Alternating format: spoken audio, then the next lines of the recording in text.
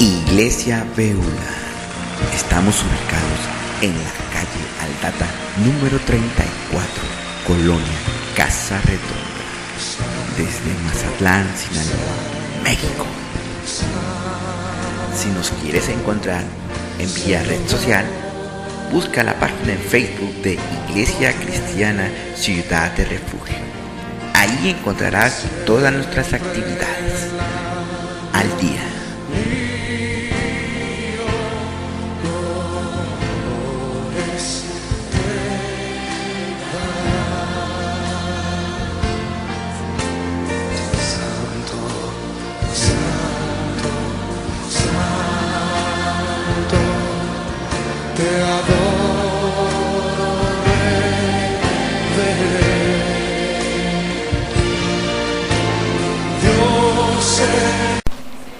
Si tiene usted alguna necesidad, cuando usted levante su mano, Dios es omnisciente, no hay nada que Él no sepa de ti. Si Él sabe que necesitas un avión, te lo va a dar, pero si no lo ocupas, no te lo va a dar. ¿Para qué lo quieres? Dios sabe si necesitas un terrenito allá en la luna, pero si no lo ocupas, no te lo va a dar. Mejor levanta las manos, porque Él sí sabe que necesitas. Padre Dios, en el nombre de Jesús, levantamos nuestras manos reconociendo que tú eres omnisciente y que no hay nada, Señor Dios, que tú no sepas de nosotros. No hay nada que no conozcas de cada uno de nosotros. Tú sabes, Señor Dios, lo que hay en nuestro corazón. Tú sabes, Señor Dios, lo que hay en nuestras vidas, lo que hay en casa, la situación con nuestros hijos, en el trabajo de mis hermanos. Tú conoces, Dios, la vida de cada uno de ellos, Señor Dios, y conforme a tu misericordia te suplicamos que tú derrames de tu presencia y tú suplas las necesidades, Señor Dios. Te pedimos, Señor Dios, por aquellos que están pasando por enfermedad, Señor Dios. Esta mañana te pedimos por Miguel, Señor Dios, que tú obres en su cuerpo, Señor Dios. Bendice los ojos de Víctor, Señor Dios. Mete tus manos y obra en su vida, Padre, por amor de tu nombre. Bendice, Señor Dios, a Ana, Señor Dios, allá en el hospital Ana Laura, Señor Dios. Pon tus manos, Señor Dios, en su vientre. Obra, Señor Dios, por amor de tu santo nombre, y bendícela. También, Señor Dios, te pedimos, Señor Dios, por David Gilberto Rodríguez Durán, Señor Dios, porque tú de alguna forma sanes esa vida o ese cuerpo, Padre. Esta mañana, Señor Dios, te pedimos por nuestra hermana Juanita en Colorado, Señor Dios. Mete tus manos y obra conforme a tu misericordia. Obra, pues, Señor Dios, en las cuestiones legales y dale gracia a Dios por amor de tu santo nombre, Señor Dios. Dale, Señor Dios, de tu presencia y derrámate, Señor Dios. Abre camino para la vida de nuestra hermana, para sus hijos, Señor Dios. Y en este tiempo de pérdida, Dios, suple, Dios, su vida, Señor Dios. Fortalécela, Señor nuestro. Dale inteligencia, Señor Dios. Y en este tiempo, Señor Dios, dale gracia por amor de tu nombre, Señor Dios. Bendice a mis hermanos aquí presentes, Padre. Obra por amor de tu nombre. Bendice esta ofrenda, Dios. Bendice, Señor Dios. Bendice a los niños con los cuales mis hermanos están trabajando, Señor Dios.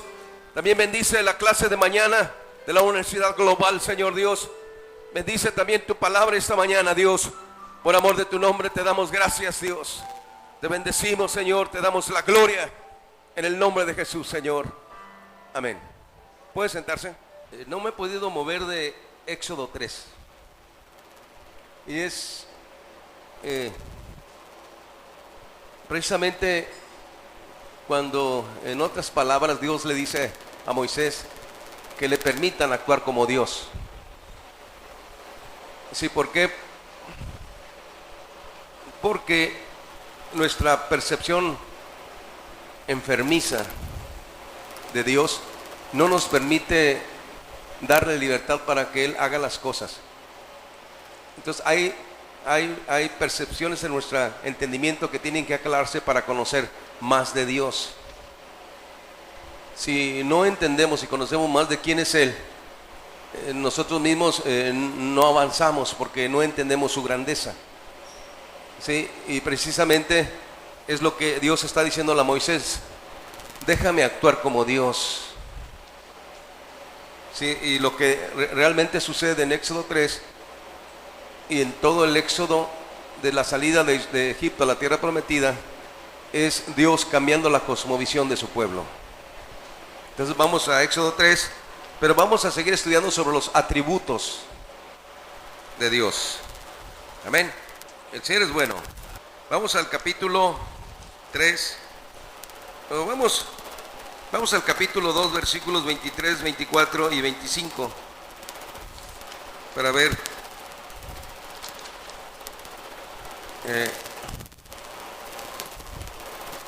eso aquí. ¿El Señor es bueno? Claro que es bueno, hermano. Vamos a leer versículo 2, capítulo 2, versículos 23, 24 y 25, y luego vamos a entrar al versículo 3, al capítulo 3, y voy a brincar algunos versículos. Sí. Dice el versículo 23 del capítulo 2. Y aconteció que después de muchos días murió el rey de Egipto, y los hijos de Israel suspiraron a causa de la servidumbre, y clamaron,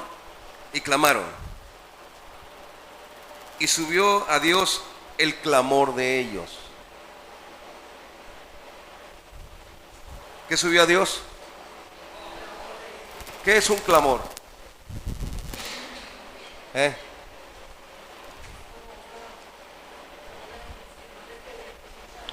O sea, como vamos a interpretarlo así, como que reventaron. O sea, que reventaron. ¿Cuánta gente está reprimida y no revienta? ¿Sabe usted si no revientas con eso que te ahoga, te destruye? Pero fíjate lo que hizo ese clamor. A causa de la servidumbre. Versículo 24. Y odió Dios el gemido de ellos. Ahora, ya no están clamando. ¿Ahora qué están haciendo? ¿Qué hacen?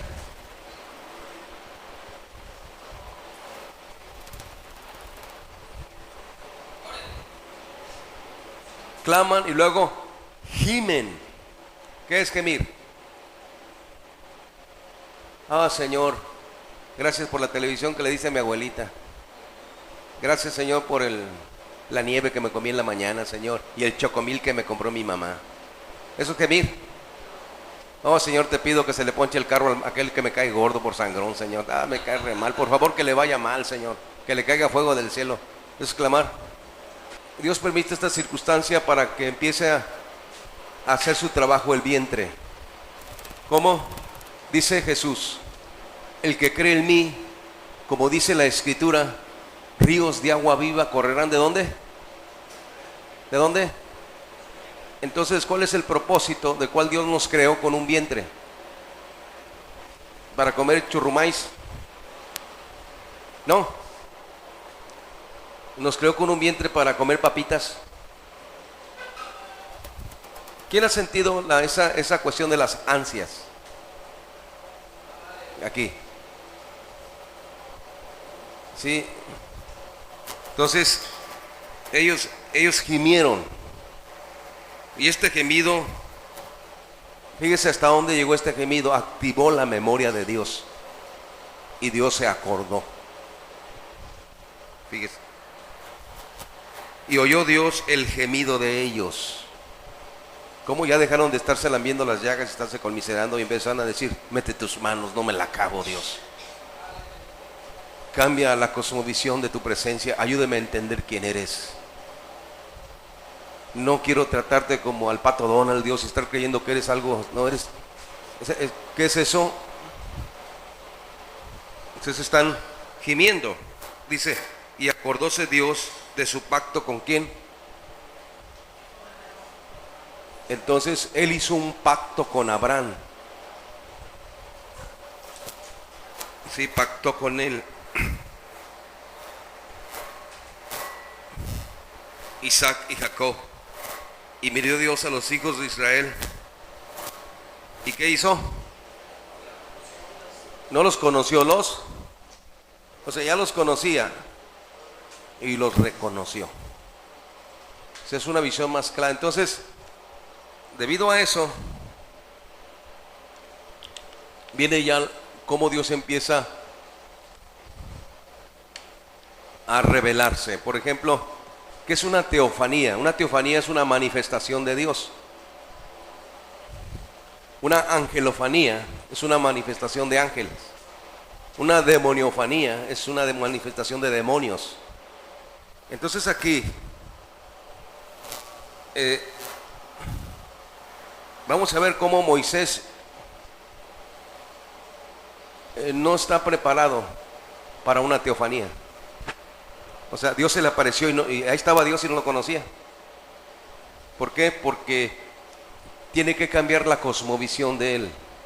Si no cambia su cosmovisión de quién es Dios, ¿sí? Y cuántas veces hay circunstancias que Dios permite en nuestras vidas para que crezcamos, para que lo conozcamos, pero como no lo entendemos, empezamos a enojarnos. No.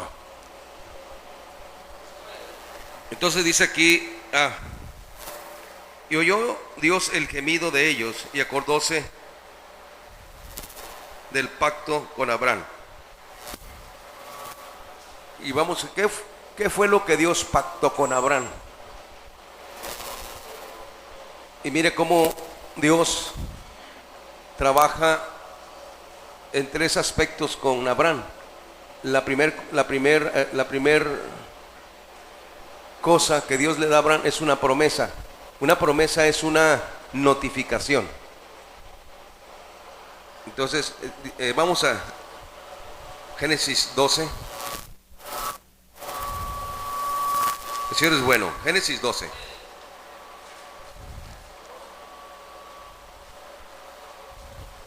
Mire lo que le notifica. ¿Nunca ha recibido usted ninguna notificación? Urgente, preséntese para arreglar este problema. De lo contrario, aténgase a las consecuencias. ¿No le ha llegado ninguno de Coppel de esos? Primero le notifican. ¿Ya le notificaron? Van. No, Daniel. O sea, es una notificación, pues. No estás obligado a ir, te está diciendo que vayas, si quieres vas, si no, no vas. Entonces aquí le manda una notificación, le notifica: sal de tu tierra y de tu parentela ¿Conde? Vete de tu tierra y de tu parentela, de la casa de tu padre, a la tierra que te mostraré. Entonces ahí él le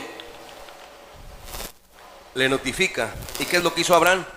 Automáticamente atendió y se fue a Coppel para arreglar ese asunto de la deuda pendiente que tenía ahí, porque si no le iban a embargar. Entonces Dios notifica. Esto es una Dios trabajó con Abraham notificándole. Y luego dice otra aquí en el capítulo 15, él trabaja de otra forma. Entonces hay tres cosas como Dios trabaja con Abraham. Una es en el ámbito de la promesa, segundo en el ámbito del pacto y en el ámbito del juramento. Entonces voy a llevarles nada más al ámbito del juramento, porque quiero que veamos a Abraham para entrar a los atributos de Dios. Pero mire, vamos al capítulo 15 del libro de Génesis y mire las cosas con las que él tiene que lidiar. ¿Están ahí? Dice el versículo 7: y díjole: yo soy Jehová, que te saqué de Ur de los Caldeos para darte a heredar esta tierra. Y él respondió: Señor Jehová, ¿en qué conoceré que la tengo que heredar? Y él le dijo: apártame una becerra de 3 años, una cabra de 3 años, un carnero de 3 años y una tórtola y también un palomino. Y tomó él todas estas cosas y partiólas por la mitad y puso cada mitad enfrente de la otra, mas no partió las aves. Y descendían aves sobre los cuerpos muertos y ojeábalas Abraham. Mas a la caída del sol sobrecogió el sueño a Abraham, y aquí que el pavor de una grande oscuridad cayó sobre él.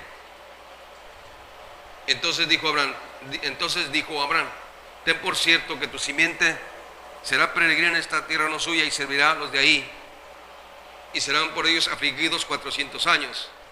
Mas también a la gente a quien serviré yo juzgaré, y después de esto saldrán con gran riqueza. Y tú vendrás a tus padres en paz, y serás sepultado en buena vejez. Y en la cuarta generación volverán acá, porque aún no está cumplida la maldad del amorreo hasta aquí. Y sucedió que puesto el sol y ha oscurecido, dejóse ver un horno humeando y una antorcha de fuego que pasó por entre los animales divididos. Y aquí, y aquel día hizo Jehová un pacto con Abraham diciendo: a tu simiente daré esta tierra, del río de Egipto hasta el río del Jordán y del Éufrates. ¿Pero qué hizo con él ahí? Pactó. Y fíjese que si es bueno pues lo que es la historia, porque lo que está haciendo aquí dice que era un pacto, una forma como se pactaban para vender propiedades en aquella época. Algunos dicen que era un pacto de la cultura de los hititas, otra dicen que es la cultura caldea y esa forma de negociar. ¿Sí? Entonces, ¿qué hizo? Puso animales, los partió por la mitad, puso unos de aquel lado y él puso otros por aquí. Y entonces dice la escritura en el versículo 7: dejóse ver un horno humeando y una antorcha de fuego. ¿Qué es eso? Es otra manifestación de Dios. O sea, así se manifestó. Por entre los animales divididos. Pero, ¿qué cosa? ¿Con qué cosa tuvo que lidiar Abraham? Vea el versículo 11. Y descendían aves sobre los cuerpos muertos. Estas son aves de rapiña. ¿Qué son las aves de rapiña? Ideas que devoran. En aquel tiempo era este tipo de aves de rapiña, sí, que comen, carcomen. Por ejemplo, una ave de rapiña es un buitre. ¿Qué hacen los buitres? ¿Qué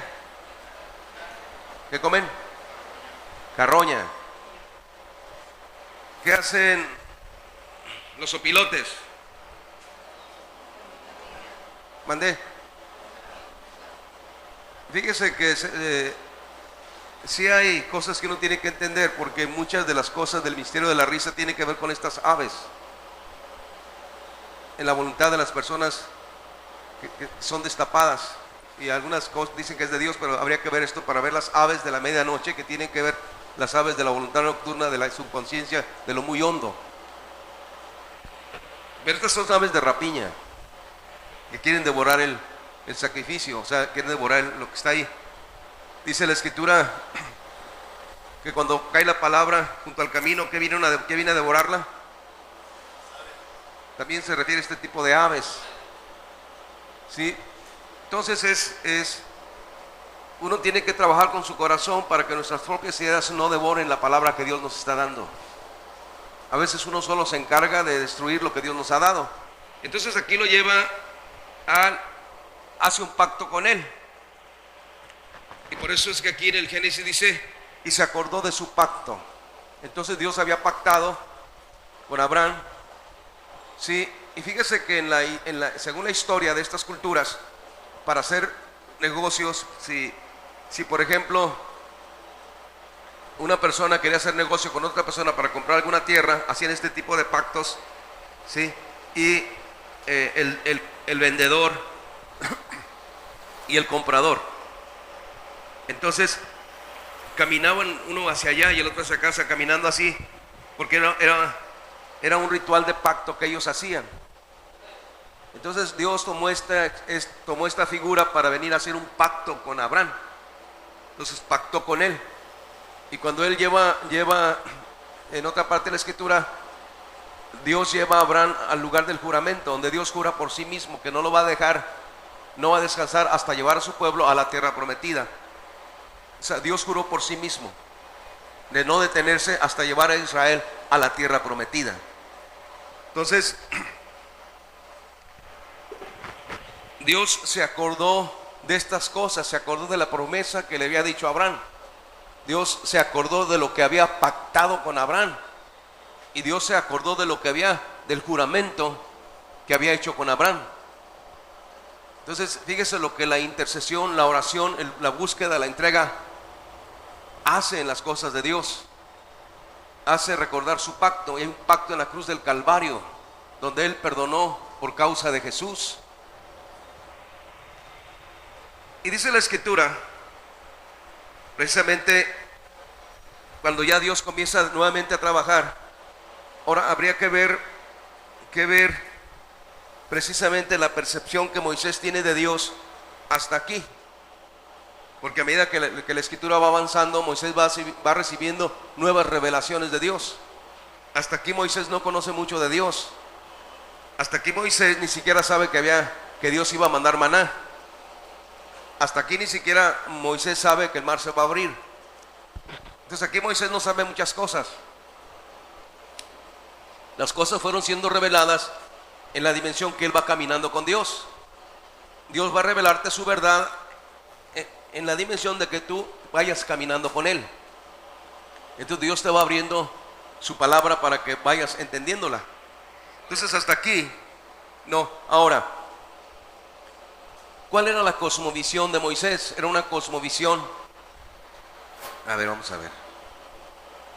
A ver, hermano Paco, ¿qué es una cosmovisión para usted? El entorno. Y desde una mente, desde la, ¿cómo se dice?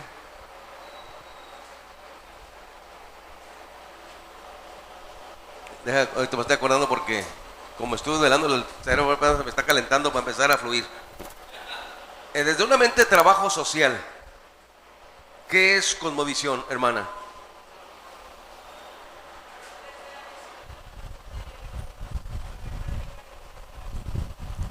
Entonces quiere decir que la cosmovisión es la percepción o la interpretación de mi entorno. Y que es por ejemplo, un frustrado, amargado, depresivo, enojón, ¿cómo cree usted que perciba al vecino? Se cree mucho porque tiene carreta. ¿No? ¿Cómo, hermana Silvia?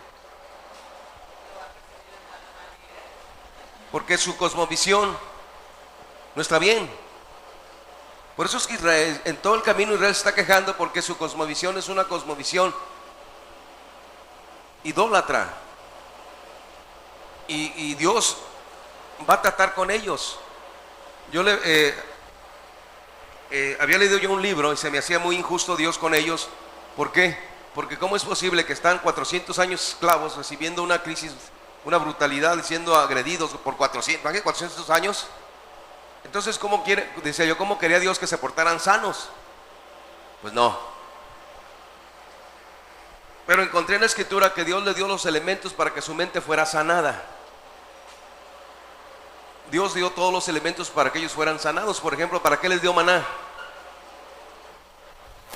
¿Para qué les dio codornices? ¿Para qué les dio agua de la roca? ¿Para qué les dio el cordero? Todo esto era la provisión de Dios para que su mentalidad y su cosmovisión cambiara, para que ellos tuvieran una percepción sana de la naturaleza de Dios. Por ejemplo, ¿qué es lo que pasa cuando hemos tenido muchísimos años de idolatría en cuanto a la percepción, cómo el catolicismo percibe a Dios? Es una forma idólatra. Y cuando llega la gente a la iglesia, inconscientemente sigue con esas ideas. Nunca he escuchado a hermanos que están platicando, oh, sangre de Cristo. No he escuchado oraciones así. Oh, alabado Señor. Sí, pero haz de cuenta que son como cuestiones católicas. Entonces tiene que haber nuestra cosmovisión para poder entenderlo y poder entender su grandeza. Cuando uno comienza a entender su grandeza, uno comienza a sanar y a entender quién es Él. Entonces, ¿qué son los atributos? Los atributos nos hablan de su naturaleza. ¿Y qué es su naturaleza? Es una forma de ser. ¿Cómo es Dios? Y sus nombres, revelados en la Escritura, nos hablan de su carácter. ¿Sí? Entonces, Él tiene muchos nombres. Por ejemplo, Jehová. Jehová. Jehová es una revelación del carácter de Dios en cuanto a, es un Dios de guerra, en contra de todo aquello que, sí, que todo aquello que se opone para que uno camine. ¿Quién fue? ¿Por qué Dios utilizó ese nombre para Israel en el Éxodo? ¿Y por qué Moisés dice en el Éxodo 15, grande es Jehová? Ahora imagínate en qué contexto, en qué cosmovisión él empieza a decir, grande es Jehová. Gloria a Jesús. Quiere decir entonces que Dios los lleva al mar. Entonces imagínate cuando ellos están parados frente al mar. ¿Qué crees que sucedió en el ser de ellos cuando vieron el mar abrirse? ¿Qué pasó? ¿Qué te pasa cuando ves el mar abrirse en tu vida? Cuando Dios empieza a obrar y te das cuenta que Él está contigo. Lloras, danzas, brincas, saltas. ¿Cómo agradecerle a Dios la revelación de su nombre? Entonces, vamos a ver aquí en el Éxodo 15, luego regresamos. El Señor es bueno. Dios es bueno, hermano. Amén. El Señor es bueno. El Señor es bueno. Vamos a ver donde danzan las hermanas. ¿Dónde danzaron? 15-20. A ver, vamos a ver. Bueno, vamos a ver otras citas. El Señor es bueno. Bueno, hay una parte aquí en la Escritura. Sí, cuando Moisés comienza a experimentar la naturaleza de Dios, entonces, ¿qué es lo que destella o fluye de su naturaleza? Son sus atributos. ¿Y qué son sus atributos? Destellos de su naturaleza. ¿Sí? Quiere decir entonces que Dios nos creó con el propósito de experimentar sus destellos de su naturaleza. Y si Él es un proveedor, si Él es Dios, si Él es el dueño, si Él es soberano, si Él es el dueño de todas las cosas, entonces Él va a permitir que me sucedan circunstancias para que yo pueda experimentar los destellos de su nombre. Entonces imagínate cuando ellos llegan al mar, ¿sí? Cuando ellos llegan al mar y ven que el mar se abre, debe haber sido una conmoción interna al ver el mar abrirse. ¿Y qué es esto? Es un destello de su omnipotencia. Quiere decir entonces que estos reflejos de su naturaleza son precisamente para llenar nuestra humanidad y poder entender la grandeza de nuestro Dios. Mire, por ejemplo, sigo aquí. Fíjese lo que en Éxodo capítulo 4, el versículo 31. ¿Están ahí? Acuérdense que no estamos en un velorio, Gloria a Jesús. Mire lo que dice. Capítulo 4, versículos 30. Y habló Aarón habló Aarón todas las palabras a Jehová que Jehová había dicho, e hizo las señales delante de los ojos del pueblo.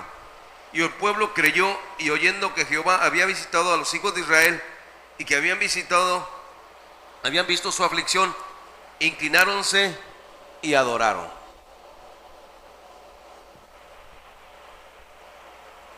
Capítulo 5. Después entraron Moisés y Aarón a Faraón y le dijeron: Jehová, el Dios de Israel, dice: deja ir a mi pueblo a celebrarme fiesta en el desierto. Faraón respondió: ¿quién es Jehová para que yo oiga su voz y deje ir a Israel? Yo no conozco a Jehová, ni tampoco dejaré ir a Israel. Está ahí. ¿Cuántos dioses tenía Egipto? ¿Usted cree que el faraón no conocía a todos sus dioses? Entonces, cuando Aarón y Moisés presentan a Jehová, no lo presentaron como el Dios omnipotente, lo presentaron bajo la percepción de un ídolo más. Entonces, no había registros en la mente del faraón sobre Dios. En la percepción y el cuadro, el trasfondo que Moisés trae es un trasfondo de idolatría. el tipo de cosas que están haciendo aquí en el versículo, en el capítulo 4, versículo 31, que dice: y el pueblo creyó, y oyendo que Jehová había visitado a los hijos de Israel y había visitado aflicción, dice, inclináronse y adoraron. Este es el tipo este es el tipo de percepción de la gente que es idólatra. La gente que solamente ofrece formas y costumbres. Y ese tipo de adoración, ese tipo de actitudes, sí, están presentando a Dios. Y quiero decirte que tiene que cambiar nuestra cosmovisión de quién es Él, para no darle simplemente costumbres y formas. Nuestra actitud tiene que ser real para con Dios. ¿Sí? Y para que nuestra actitud sea real con Dios, necesito conocerlo. Conocer su grandeza, conocer su misericordia, quién es Él. Y dice el faraón: ¿y quién es Jehová? No lo conocía. Y él está de alguna forma, él está relacionándolo con sus ídolos, o los ídolos que ellos tenían en Egipto, el montón de idolatría que ellos tenían ahí, y no había ningún respeto. ¿Sí? Entonces aquí regresando al capítulo 4, el capítulo 3, gloria a Jesús. Mire lo que dice Moisés: y dijo Moisés a Dios, versículo 13 del capítulo 3. Y dijo Moisés a Dios: he aquí, llego a ellos, a los hijos de Israel, y les digo: el Dios de vuestros padres me ha enviado a vosotros. Si ellos me preguntan cuál es tu nombre, ¿qué les responderé?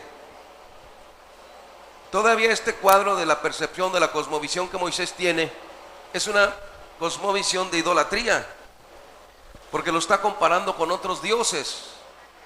Si me preguntan cómo te llamas, ¿qué les digo? ¿Sí? ¿Por qué? Porque todavía no han sido abiertos los ojos para que él pueda entender la grandeza de Dios. Y mire cómo Dios responde.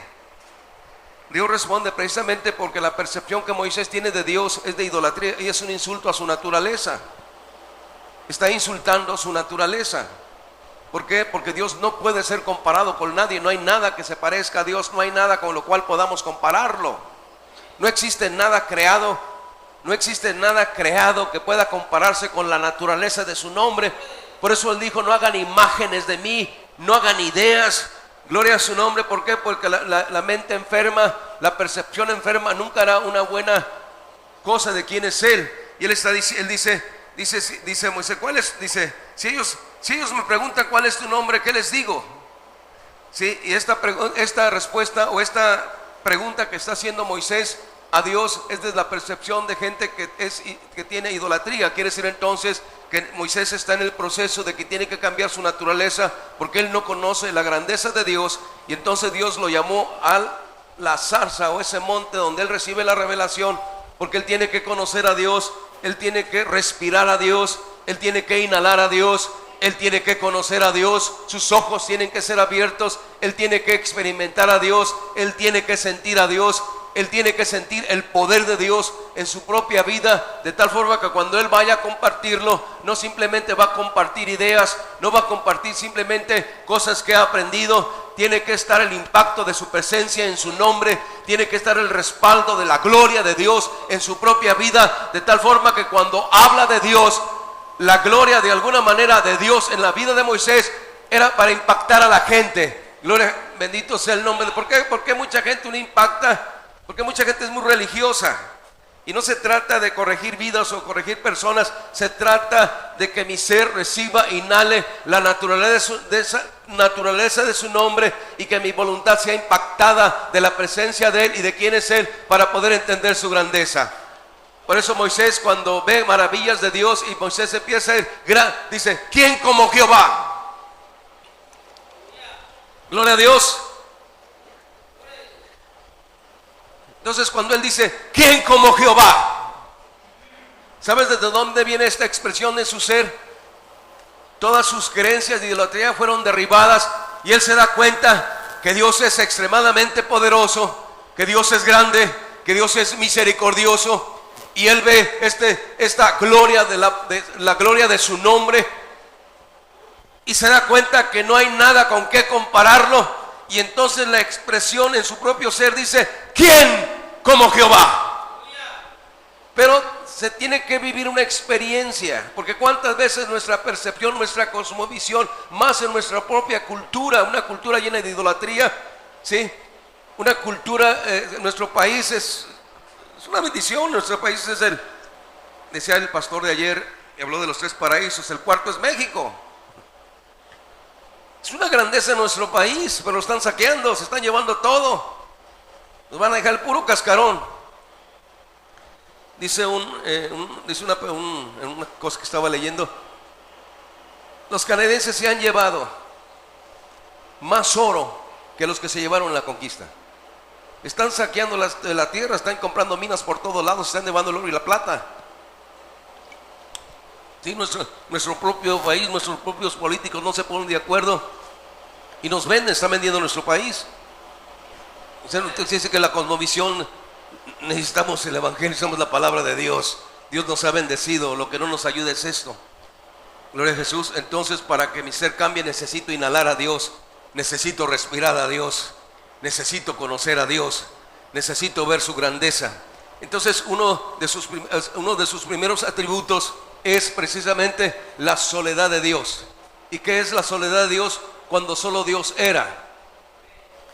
Sí, cuando solo Él era. Por ejemplo, uno no debe utilizar si Dios existe.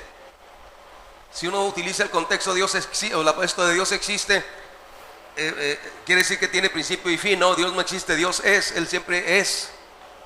Él no tiene principio ni fin, Él no existe, Él es. Dios no existe, Él es. ¿Y qué es la palabra es? Él es. Sí, y dice otro personaje, decía: yo no conozco a Dios, yo vivo a Dios. O sea, porque Él es. Entonces, los ojos espirituales de Moisés se están abriendo para poder guiar a Israel a la tierra prometida. Si Dios no abre los ojos de Moisés, Moisés no hubiera llegado ni a la esquina. Si Dios no abre nuestros ojos para poder entender su grandeza, luego nos desanimamos, o cualquier ave viene y nos corrompe la mente y empieza a meternos ideas y dejamos el camino de Dios. Pero cuando empezamos a experimentar a Dios, cuando empezamos a conocer a Dios, cuando comenzamos a vivir a Dios, algo comienza a suceder dentro de nosotros. Entonces el primer destello de Él hacia la humanidad es su soledad. Cuando Dios nos creó, sí, quiero decirte que cuando Dios nos creó, no nos creó en la razón de pensar en sí mismo, de que Él necesitaba aumentar como Dios, o necesitaba que alguien lo adorara, necesitaba que alguien hiciera algo para Él para aumentar su naturaleza. Cuando Él nos creó, no nos creó desde esta perspectiva, pensando en sí mismo, que al adorarlo nosotros, Él se hace más Dios. Y muchas veces nosotros nos acercamos a Dios en esa mentalidad, ¿sí?, de que pienso que voy a ayudar a Dios. O cuánta gente de las costumbres que se manejan en nuestro país ya falleció, si es que Dios lo ocupaba. No, sí, lo necesitaba allá arriba, tenía un trabajo para Él. No, Dios, no me ocupas ahí arriba y ni me quiero ir todavía. ¿Alguien se quiere ir? Yo no. Ni estoy haciendo cola. Entonces, cuando Dios nos creó a los ángeles, cuando Él creó esta creación angelical, no la creó en la percepción de la necesidad de aumentar Él como Dios. Al recibir la adoración de los ángeles, al recibir la adoración de los seres humanos, al recibir la adoración de las estrellas, de toda la creación, iba Él a aumentar como Dios. Él no hizo la creación en ese contexto, Él simplemente la creó en el propósito de su voluntad. Y uno tiene que entender eso y entender ese destello de Dios para nuestras vidas, ¿sí? Que Él me creó, pero si yo lo alabo, no lo hago más Dios. Si yo lo bendigo, no lo hago más grande de lo que Él ya es. Si yo doy o no doy, Él sigue siendo Dios. Si yo brinco o no brinco, Él sigue siendo Dios. Si yo creo o no creo, Él sigue siendo Dios. Bendito su nombre. Si yo corro o no corro, Él sigue siendo Dios. Si yo hago esto o no lo hago, Él sigue siendo Dios. Él no necesita de lo que yo hago para que Él aumente. Él no necesita de lo que yo diga para que Él aumente. Él ya es Dios, Él ya es pleno en sí mismo, Él ya es soberano, Él ya es el creador. bendito su nombre. Entonces mi percepción de Dios tiene que cambiar. Debo de acercarme a Él, por eso debo de acercarme a Él entendiendo quién es Él. Cuánta gente se acerca y lo que da algo, pero da algo para Dios, pero lo ve en la perspectiva de limosna. ¿Por qué? Porque esa percepción cultural traemos de allá de afuera. Y eso nos quedó hasta el tuétano de los huesos. Sí, y quiero decirte que darle limosnas a Dios es un insulto. O sea, no estoy diciendo que dé dinero, sino la actitud de darle a Dios. Entonces tómeselo como un privilegio.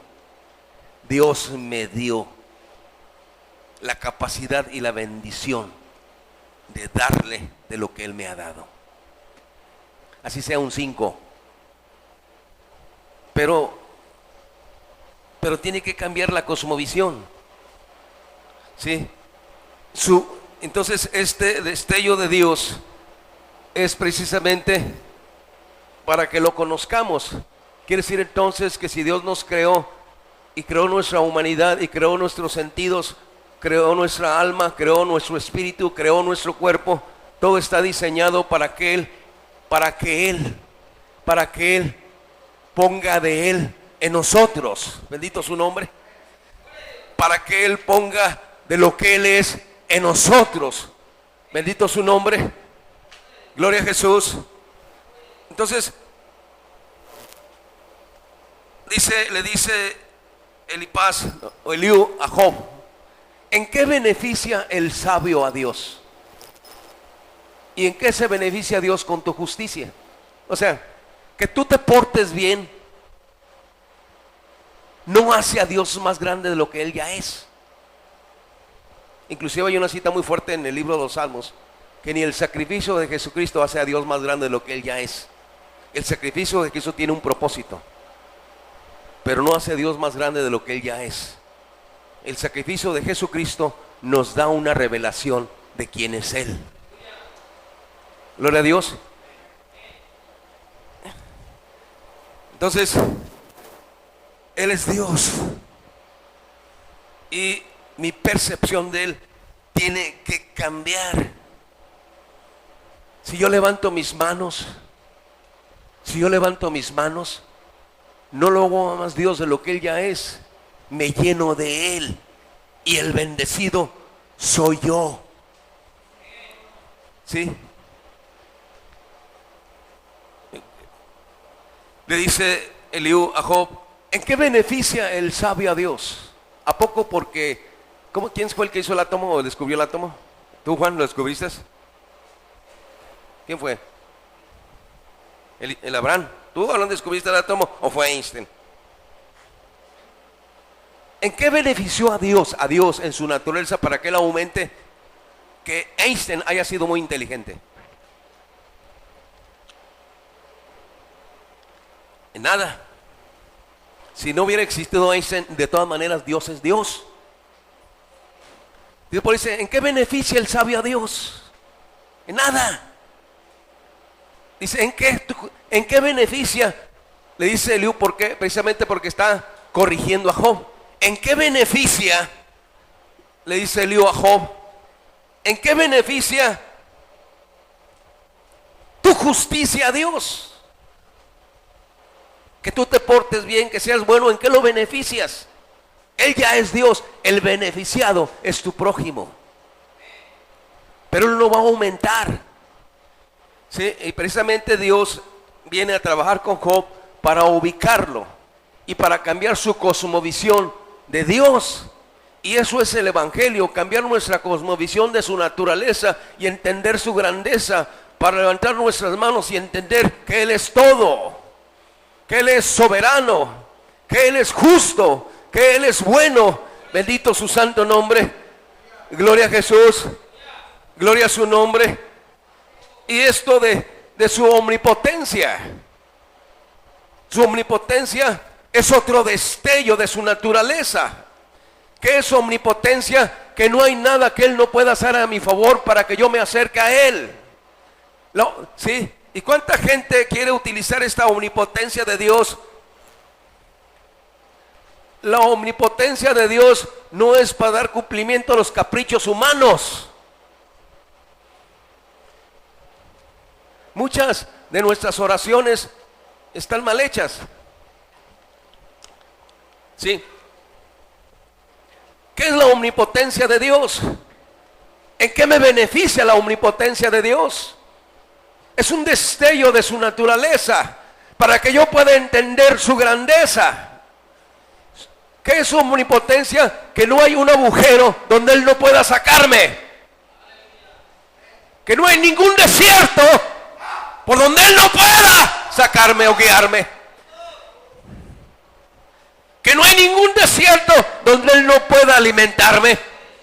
Que no hay ningún desierto donde Él no pueda darme agua. Entonces, todas las jornadas de Israel es para que Israel experimente su naturaleza.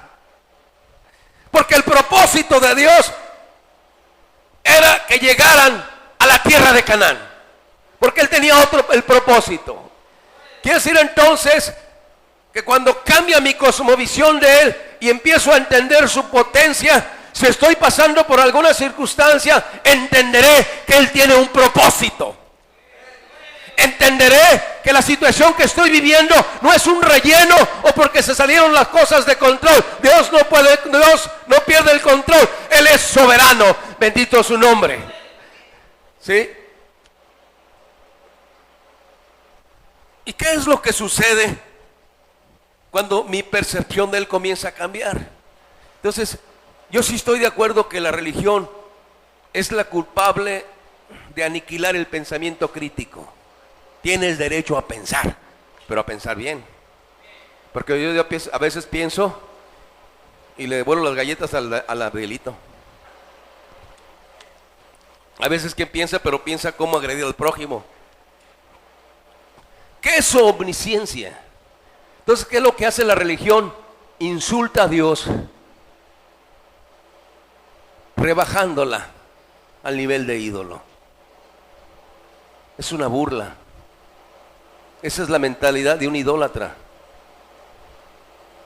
¿Y cuántas partes de nuestro ser no han sanado porque no tenemos una percepción de su grandeza? Y nos equivocamos y fallamos. Gracias a Dios porque uno se puede arrepentir. Porque el perdón es otro de sus atributos. Y quiero decirte que Dios es bueno. El perdón como atributo.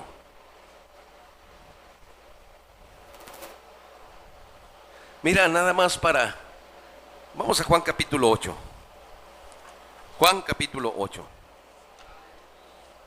Mira para que veas cómo, cuando comienzas a conocerlo. Juan capítulo 8. Vamos a ver ahí, vamos a ver algo hermoso. Que es, gloria a Jesús. Hermano, ¿para qué te dio Dios las manos? ¿Para qué te dio Dios los pies? ¿Cuál es el propósito de Dios de poner un vientre en ti? El vientre no es el estómago donde están las tripas. El vientre es algo que Dios puso en nosotros para que gima. ¿Sí? Estas cosas, le decía el predicador de ayer, los misterios han sido revelados por etapas. Hay cosas que fueron reveladas en el Antiguo Testamento porque eran para ese tiempo. Hay cosas que fueron reveladas en el tiempo de Jesús y hay cosas que son reveladas en este tiempo del Espíritu Santo. No, a ver, ¿quién fue colgado en la cruz? ¿El Espíritu Santo o Jesús? ¿Quién? Porque no era el propósito de que el verbo, o sea, no era el propósito de que el verbo muriera en la cruz y resucitara. No resucitó el Espíritu Santo, sí. Pero del Pentecostés para acá es otra dimensión del Espíritu Santo. Esto se ve en la economía de Dios.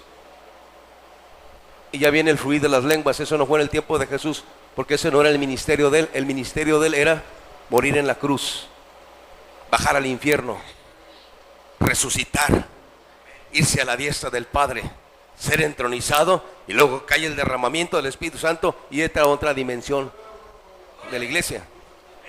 O sea, Jesús no oró para que la gente recibiera lenguas porque no era su ministerio. Pero ya en el tiempo del Pentecostés entra el ministerio del Espíritu Santo, y esto es la economía, eso es lo que mucha gente no entiende. ¿Y en cuál estamos nosotros? En el tiempo del derramamiento del Espíritu Santo en la gracia. Gloria a Jesús. Gloria a Dios. Juan capítulo 8. Vamos a ver cómo este atributo del perdón encarnó. Dice así: y Jesús se fue al monte de los Olivas, y por la mañana volvió al templo, y todo el pueblo vino a él, y sentado los enseñaba.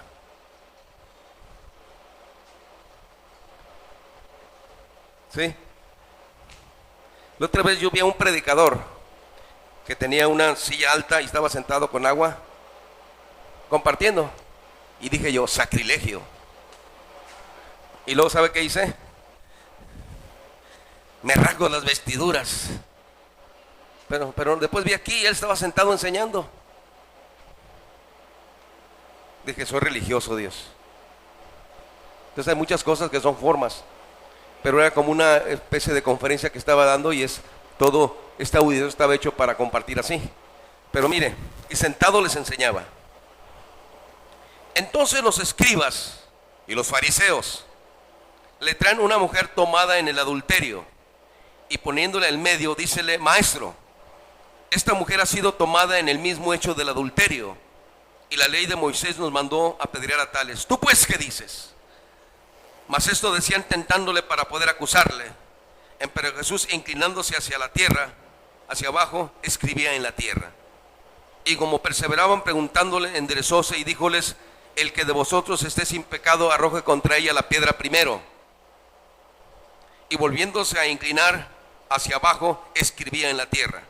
Oyendo pues ellos, redarguidos de la conciencia, comenzaron a irse uno a uno, desde los más viejos hasta los postreros, y quedó solo Jesús y la mujer que estaba en medio. Y enderezóse Jesús, y no viendo a nadie más que a la mujer, díjole: mujer, ¿dónde están los que te acusaban? Ninguno te ha ninguno te ha condenado. Y ella dijo: Señor, ninguno. Entonces Jesús le dijo: ni yo te condeno, vete. ¿Pero qué hizo? Cuando llegaron: Señor, esta mujer fue tomada en el hecho del adulterio, y la ley dice que hay que apedrearla, lapidarla. ¿Ya vieron la película esa de la mujer que lapidean los árabes? Que la culpan de adulterio y no era cierto y la mataron. Entonces, ¿tú pues qué dices?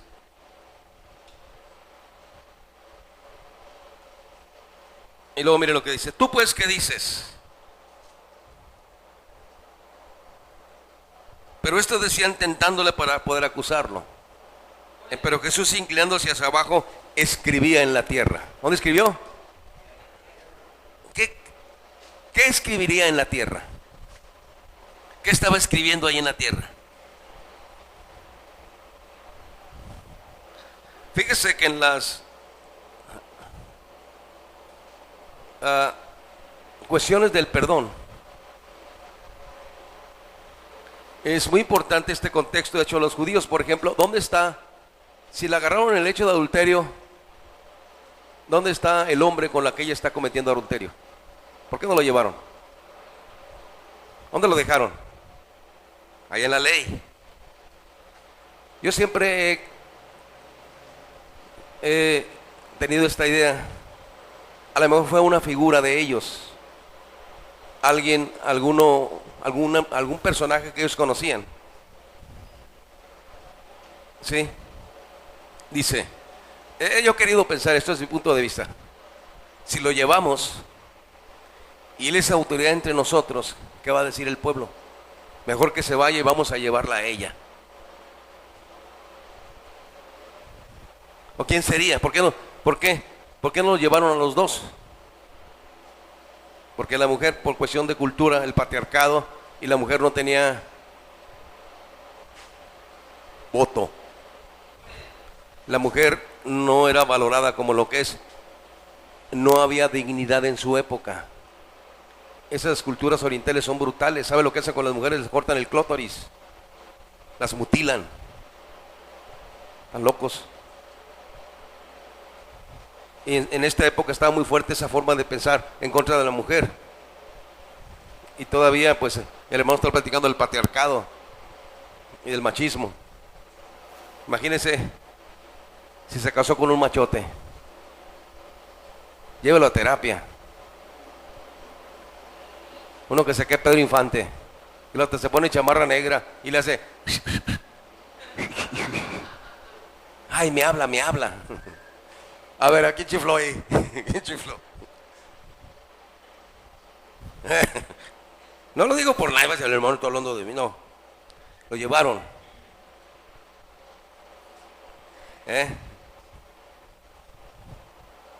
Quiero decirle que el machismo termina destruyendo al hombre. Uno se autodestruye si no trabaja con su machismo. No destruye. La percepción de un macho lo lleva a las drogas. ¿Por qué? Porque es una fantasía. No existe esa forma de eso. Fuimos creados para ser humanos, para vivir nuestra humanidad, para portarnos como tal. El machismo altera los procesos humanos. Y entonces, una persona que no vive al nivel de sus fantasías se frustra. Y es muy difícil para un hombre frustrado destacar. Se autodestruye, revienta. Le digo esto porque yo había aprendido muchas cosas de la Escritura y siempre me sentí frustrado por no vivir al nivel de lo que creí que yo sabía. Entonces la frustración viene por no vivir al nivel de las fantasías. La gente se frustra. Ahora imagínense el religioso que no vive al nivel de sus fantasías religiosas, porque muy por dentro en su corazón sabe que no es honesto, sabe que no anda bien, sabe que pero se reprime y se aguanta, entonces aparenta mucha santidad. Y qué difícil es vivir con un religioso. ¡Pórtate bien! Yo antes veía, fíjese, le digo porque yo viví eso, ya estamos descansando. Hasta porque yo sé, orando antes entendí que el parálisis facial que me pegó y todo lo que me ha pegado es por necio. Y he notado que cuando me arrepiento, Dios me sana. Entonces muchas de las cosas que me brotan es por mis necedades. Y cuando le pido perdón a Dios y le digo que me aclare para entender de qué arrepentirme, me pongo bien. Gloria a Dios.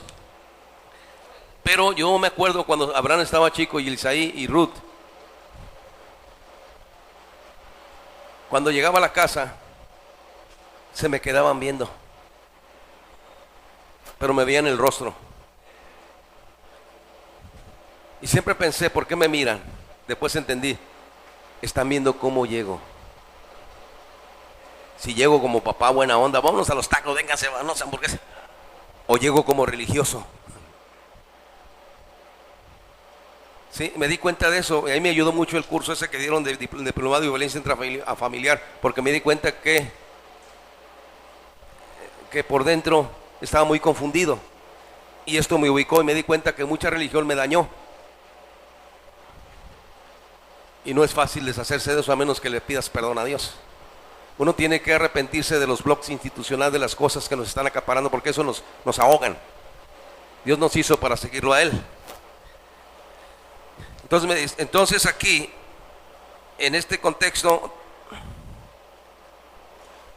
tratan de alguna manera de justificarse. Dice, Señor, la ley de Moisés dice que el que comete adulterio hay que apedrearlo. ¿Tú qué dices?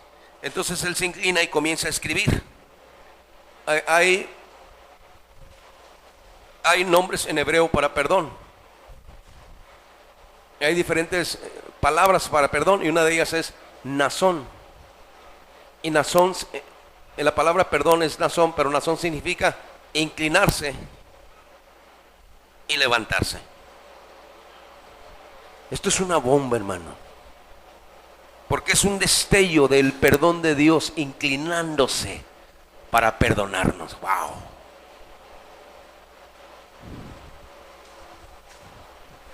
Él nos perdona, pero a veces nosotros no nos perdonamos. Nos exigimos de más. Sí, tengo que entenderme. Entonces, cuando Él se inclina y escribe, sí, empieza a escribir. Algunos dicen que Él escribe la ley. Algunos otros teólogos dicen que escriben pecados que la gente estaba viviendo. Y que la forma de acusar es una forma injusta. Eso es una forma hipócrita. Me gustó mucho la explicación que dio el pastor sobre hipocresía. Por ejemplo, decirle a un ladrón, a un ratero, no robes. O sea, un ladrón acusando a un ratero. No robes. O sea, si él es ladrón, ¿por qué acusa al ratero si no tiene autoridad moral para acusarlo? Entonces, ¿con qué autoridad moral están ellos acusando a esa mujer? Y precisamente es lo que me gusta mucho, lo que el pastor está explicando sobre lo que es juzgar o juicio. Tiene que ver sobre recursos y alternativas para tomar un juicio. Juicio no es cortar la cabeza a alguien. Juicio es entender lo que está sucediendo para tomar una decisión, no para cortar la cabeza y colgarlo. Y quiero decirle que vale más hacer esto, porque cuando uno llega al juicio de Dios, allí no hay quien nos defienda. Nos defiende el Hijo de Dios, pero las cosas de Dios son derechas. Entonces, Él se inclina y empieza a escribir. Y luego, ¿qué hizo? Se levantó. Y perseveraban, ¿qué dice la Escritura? En el versículo 7, y como perseveraban preguntándole, enderezóse y díjoles: el que de vosotros esté sin pecado, arroje contra ella la piedra primero. Sí. El que de vosotros esté sin pecado. ¿Alguien de aquí tiene autoridad moral para acusar? ¿Alguien aquí es tan santo, tan pulcro, tan perfecto para acusar a? Sí. Y que este es el eco de la verdad, porque está pegando en el centro de ellos y los está confrontando. ¿Por qué? Porque esta mujer aparentemente pues la están acusando de adulterio en lo natural, pero ellos eran culpables de adulterio espiritual, porque ellos dejaron a Dios por mandamientos de hombres. Ellos se llenaron de reglas humanas y cambiaron los estándares de Dios en sus propias ideas y en sus propios contextos. Fueron ellos los que malinterpretaron la Escritura y cometieron adulterio. ¿Por qué? Porque de alguna manera alteraron las cosas de Dios. Entonces, en este caso, aquí en la Escritura tenemos el adulterio natural cometido por esta mujer, y por otro lado tenemos el adulterio espiritual que ellos habían cometido. Oye, hermano, cuando él empieza a escribir y comienzan a ser redarguidos por dentro, y de alguna manera esas palabras que él escribe tienen tanta luz, porque es la luz de la Torá, de la verdad. Así como Dios escribió las tablas en el monte Sinaí, así está escribiendo las letras de su palabra, ¿sí? Y de alguna manera tienen este fuego, este poder que está redarguyendo las conciencias de ellos, que está penetrando lo profundo de ellos, que los está confrontando, los está de alguna manera desnudando delante de él. ¿Sí? ¿Y qué hicieron? ¿Qué hicieron? Empezaron a ir. Fíjate, hermano. Esta es una... ¿Se acuerdan que estuvimos estudiando sobre el lenguaje corporal espiritual? Levantar las manos. Esta es otra parte del lenguaje corporal de lo que está sucediendo dentro de ellos. Cuando las letras están pegando en su voluntad y los está jalando, ¿qué hicieron? No, yo me voy. ¿Cuántas veces la palabra me redarguye? ¿Cuántas veces un principio de la verdad me llega hasta lo hondo y me toca por dentro? Pero me voy. ¿Qué les costaba a ellos una vez que están siendo confrontados y el fuego de la Torah, de la ley, de la gloria de Dios está tocando sus vidas? ¿Qué les costaba en vez de irse y postrarse a sus pies y haber reconocido lo que ellos están sintiendo o la parte de su vida que está siendo redarguida, y haberle dicho: Señor, si nosotros somos culpables porque hemos violentado tu ley, la hemos malinterpretado y hemos hecho mandamientos de hombres y nos alejamos de tu presencia, dejamos tu presencia, dejamos tus mandamientos, tenemos una percepción equivocada de quién eres, Señor Dios, y no estamos haciendo las cosas legales conforme a tu palabra y estamos mal en nuestro corazón, Señor Dios.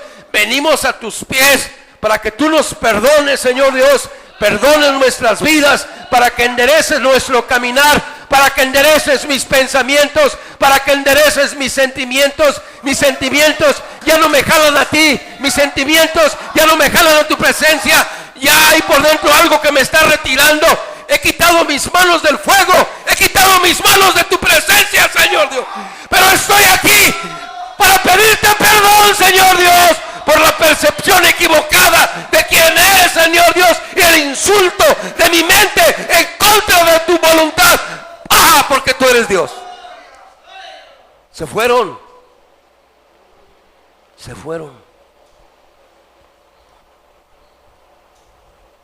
Hermano, allí estaba el Nazón encarnado. ¿Los hubiera perdonado o no?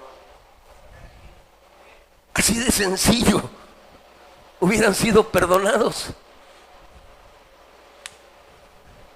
Sí. Y mire lo que dice, versículo 9. Y oyendo ellos redargüidos de la conciencia. La conciencia está en el alma y se va al infierno si no es redimida. ¿Por qué crees que en el libro de Lucas el rico está sufriendo? Porque su conciencia lo está atormentando. ¿Alguna vez usted le ha jugado chueco a algún amigo y no tiene cara para verlo de frente? Porque la regó. Y eso Entonces imagínate aquel rico que se fue al infierno, que está ya en los delirios del infierno, recordando, ¿cierto?, lo que dijo el pastor. Híjole, dice. ¿Nunca le ha pasado que hizo alguna actitud mal? Por ejemplo, le digo esto, un ejemplo, ¿no? Una vez me nalgué al Isaí y la conciencia dije, y la regué. Por eso fui a esa cuestión de la violencia, porque estar reprimido religioso la estaba regando. Con la gente me portaba muy bien, pero regañaba mucho a los muchachos. Sí. Y luego la idea que te venden los mercaderes de la fe, que tienes que ser perfecto para vender imagen. Por ejemplo, uno puede vender imagen como pastor. Nada más me afilio a una institución que tenga recursos, le pido un buen carro, una buena casa y toda esa imagen vendo. Ese es un pastor exitoso. Y luego así se vende imagen. No necesito esto o aquello para caminar con Dios. Tenga o no lo tenga, hay que caminar con Él. Entonces,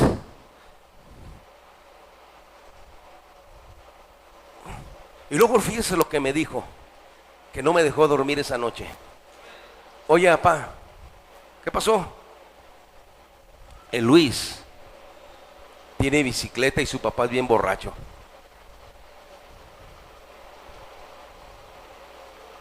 No, pues es que yo creo que es él.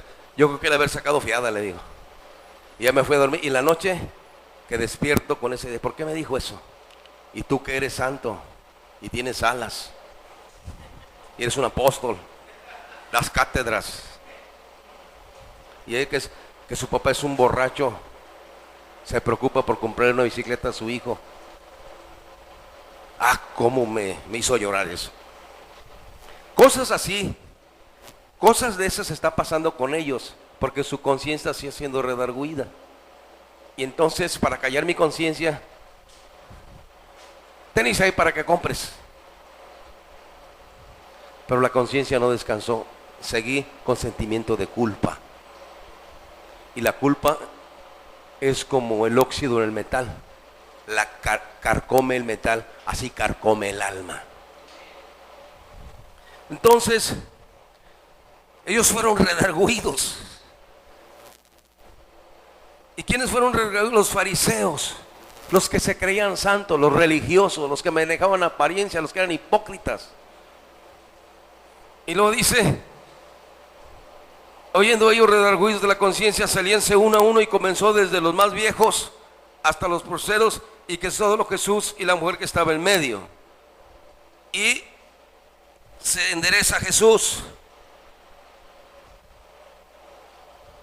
O sea, se levanta, y es el eco de esta palabra, inclinarse y levantarse. Eso significa nazón, que es perdón. Y enderezándose Jesús, y no viendo a nadie más que a la mujer, le dijo, mujer. Fíjese cómo está escrito mujer. Mujer.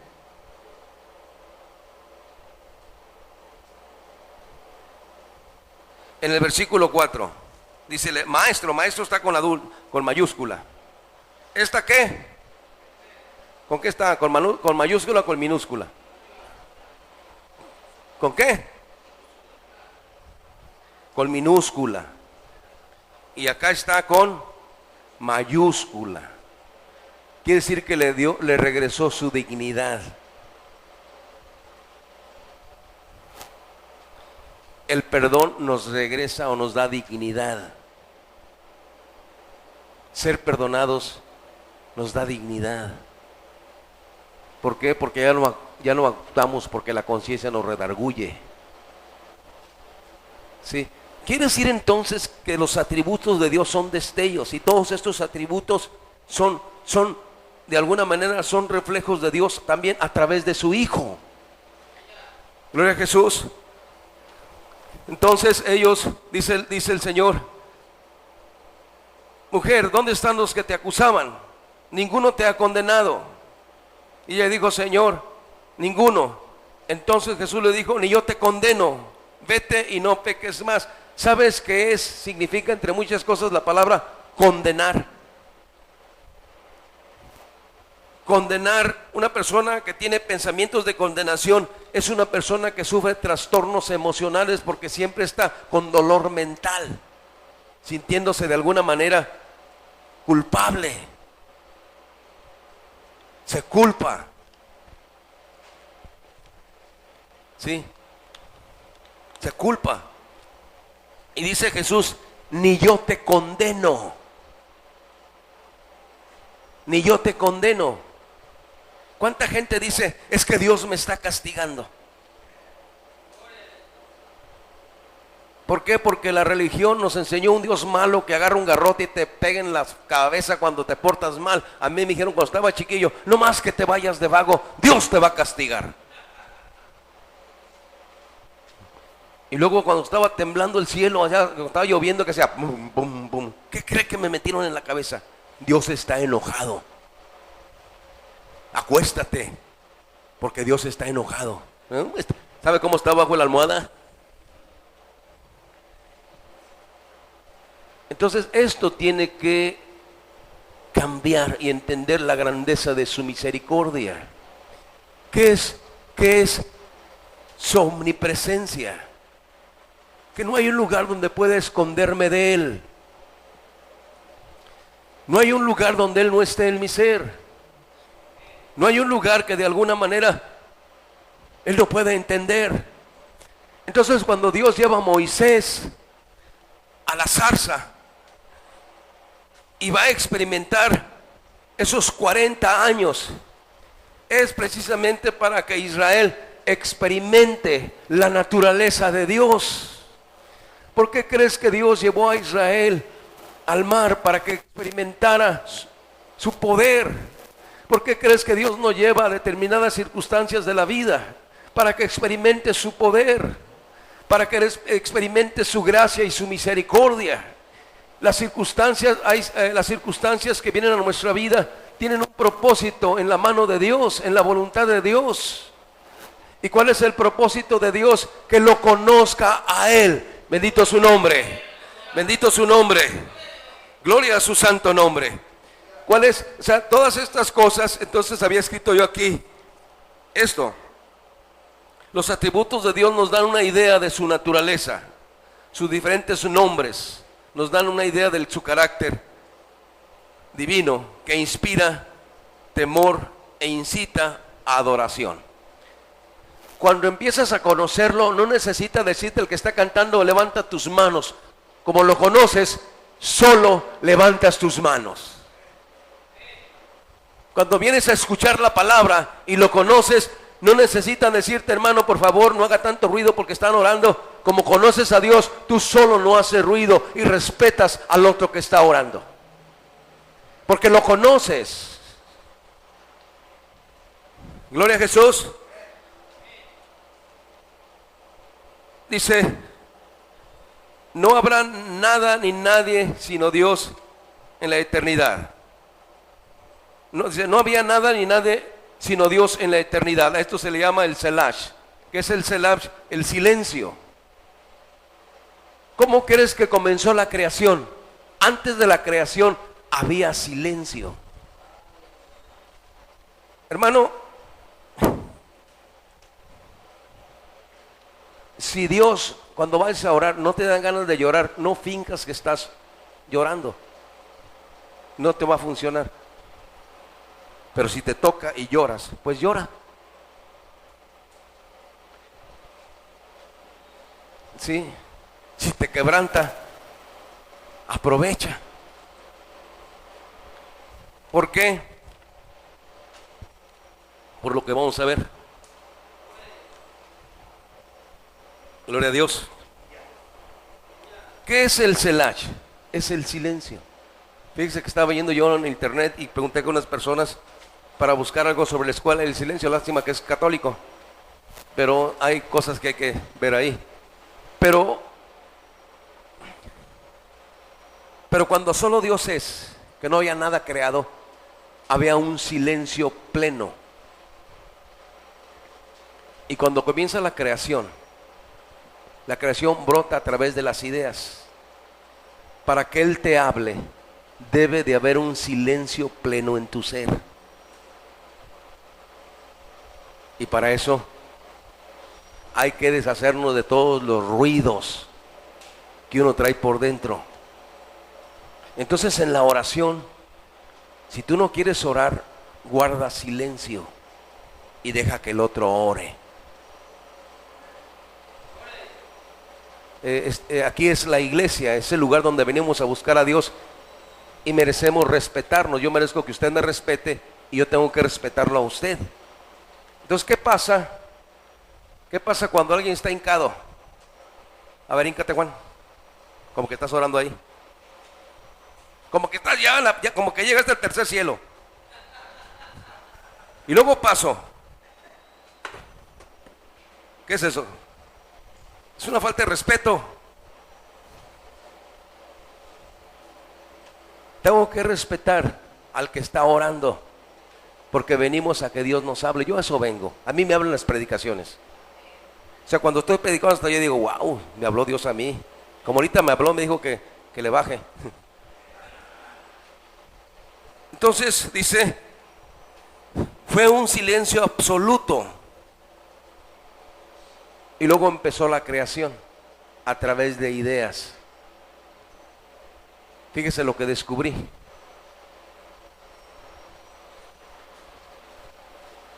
La pobreza no es que no tengas una casa. La pobreza es ausencia de ideas. Y si guardas un silencio de respeto, las ideas van a fluir para que salgas adelante. Si no guardo silencio y tengo una relación espiritual con Él, no me van a fluir las ideas. Por ejemplo,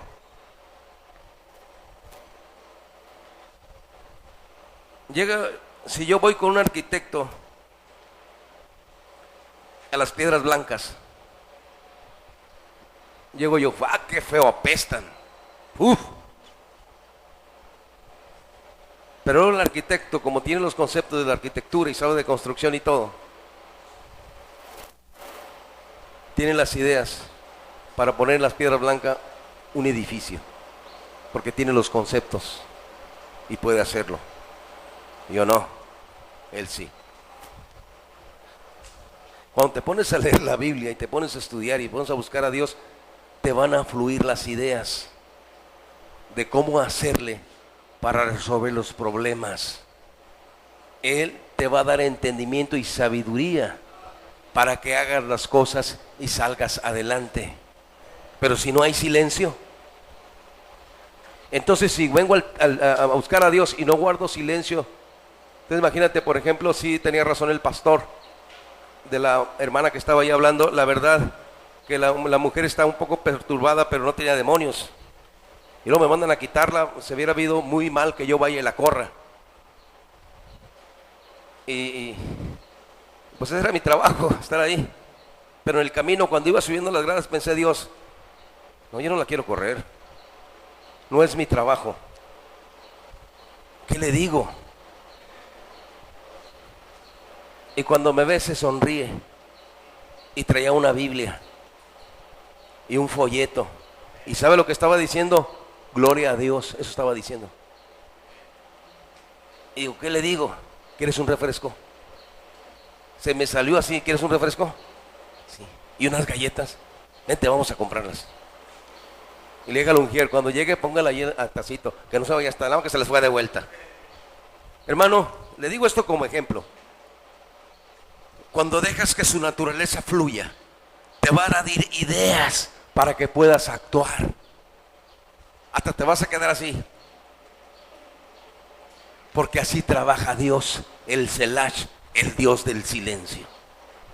Entonces, gloria a Dios, todo lo que trajo a la existencia desde la eternidad, nada añadió, dice, todo lo que trajo a la existencia desde la eternidad, en nada añadieron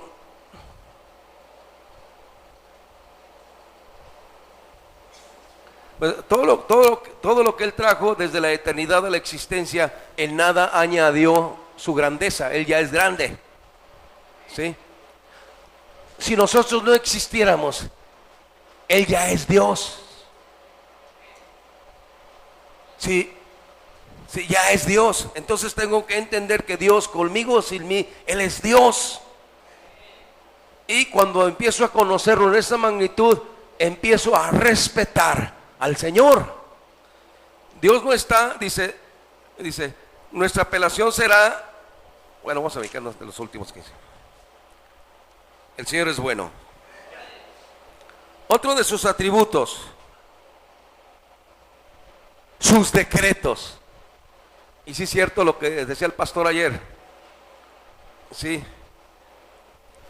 Sus decretos son inmutables. Y yo no tengo que andar haciendo decretos, ya están hechos. Porque hay gente que es cierto lo que dice, que la gente que decreta, pero ¿qué decreta? Lo que él cree. No, lo que yo tengo que decir es lo que dice aquí.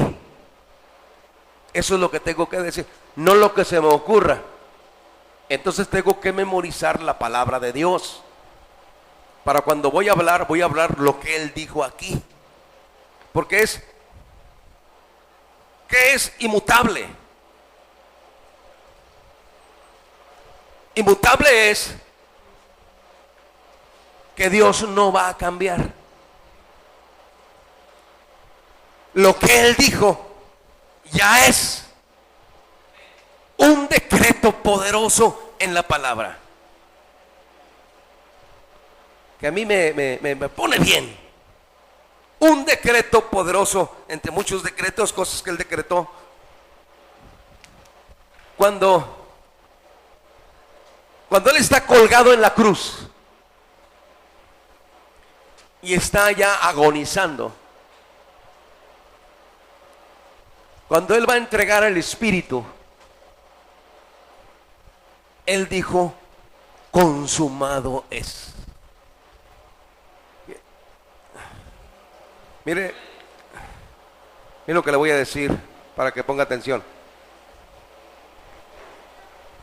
Dios ya lo trajo a mi mente, algo que les he querido decir. Ahorita les hablo del decreto. Hay reglas de sanidad en las escuelas, ¿o no? Hermana Tere, usted como maestra, ¿cómo se llama esa cosa que da comezón y caen granitos? Varicela. Si le llegaba ya al kinder un niño con varicela ya cayendo, ¿lo recibía? ¿Por qué? ¿Por qué?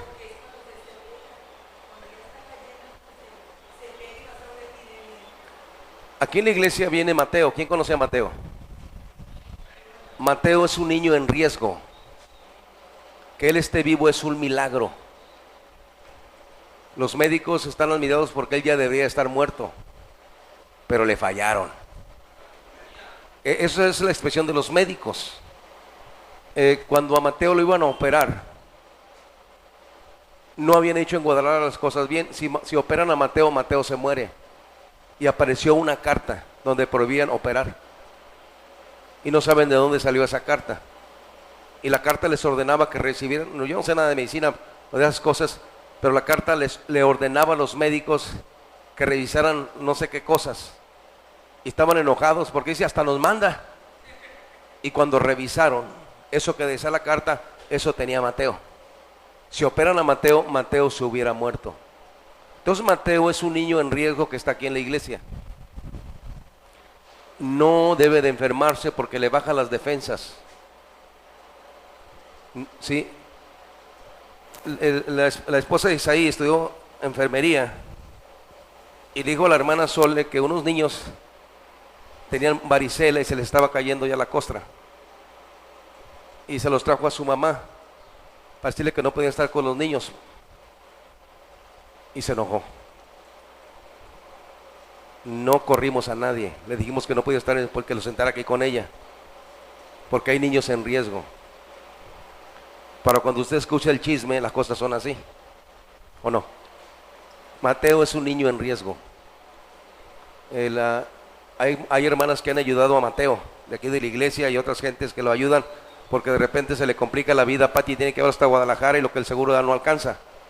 Entonces tenemos el privilegio aquí en la iglesia de tener un milagro con nosotros. Sí.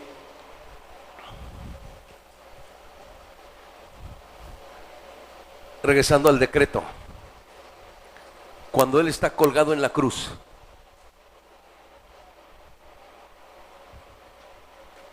dice un decreto: consumado es,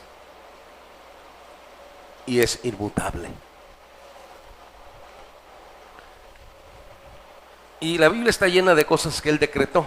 Otro decreto es: he aquí hoy doy potestad de hollar sobre serpientes y escorpiones y sobre toda fuerza del enemigo, y nada os dañará.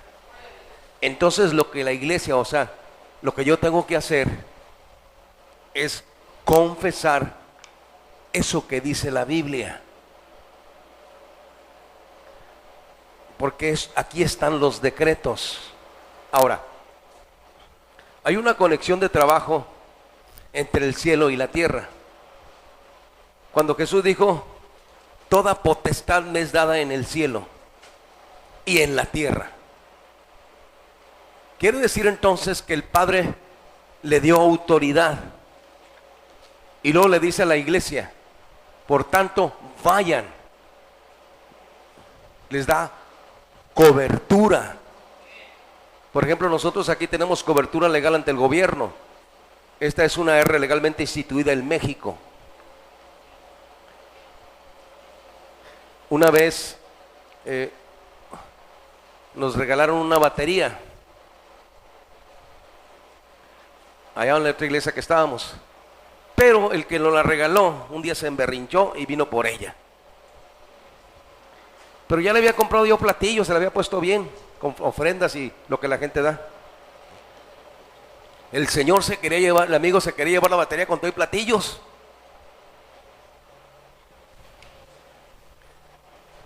Y me dijo que tal día iba a venir con ella, iba a venir con un abogado.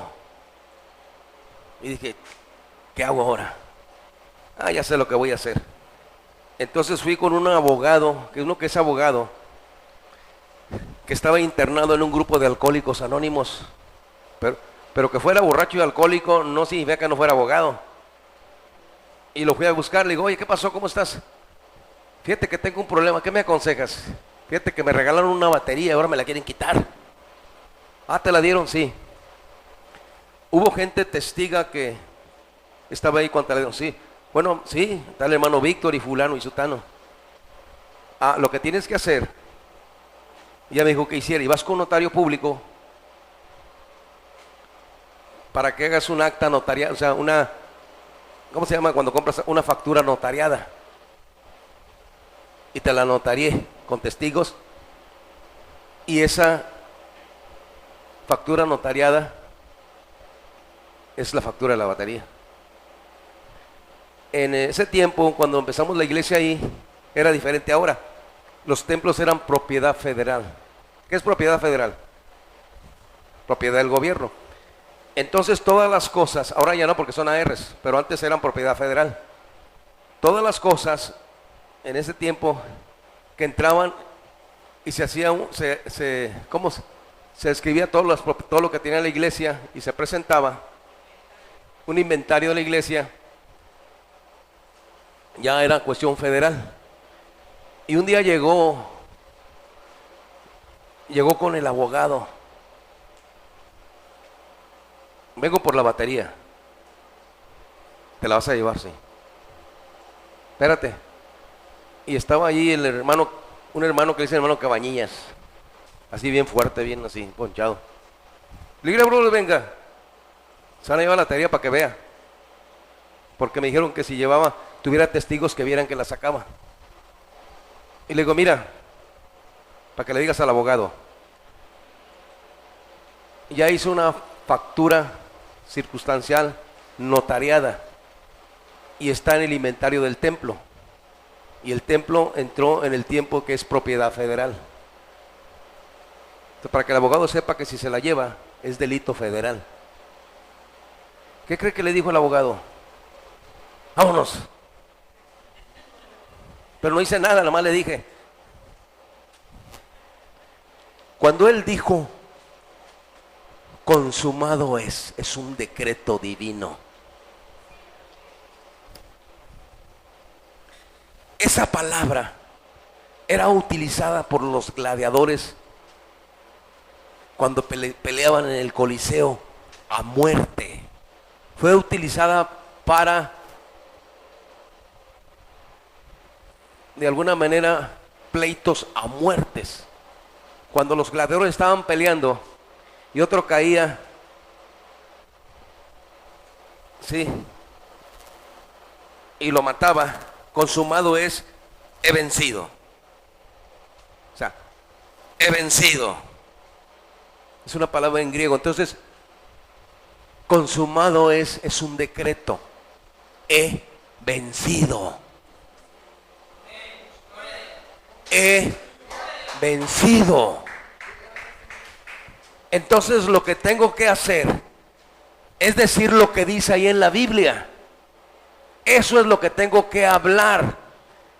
Eso es lo que tengo que declarar, lo que dice la palabra de Dios. Entonces los decretos de Dios son inmutables. ¿Y qué es inmutable?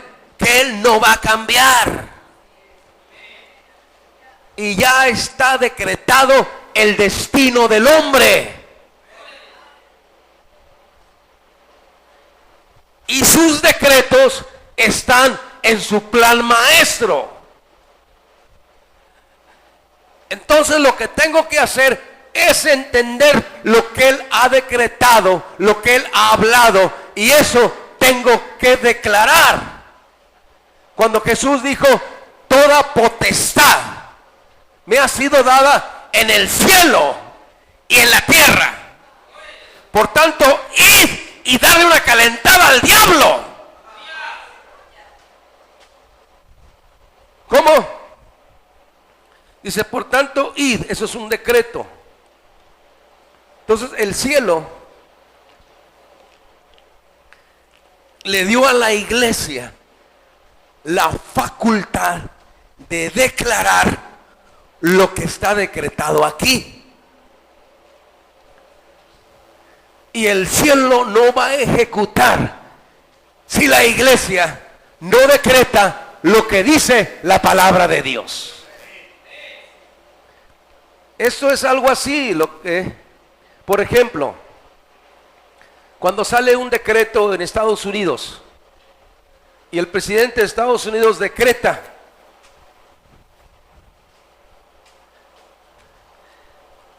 que ya no hay chance de que los indocumentados entren al otro lado, o él hace un decreto, da una orden, la da por escrito, eso se tiene que ejecutar. Y si alguien no obedece, el gobierno de Estados Unidos tiene a la CIA, tiene la FBI, tiene a la DEA, tiene la Border Patrol, tiene migración, tiene todas las instituciones para llevar a cabo lo que se decretó. Quiero decirte que sus decretos son inmutables. Y lo único que tengo que hacer es aprender lo que Él dice en su palabra y declararlo. Señor, tu palabra dice. No lo digo yo, ni mis emociones, ni lo dice fulano, sutano, mangano.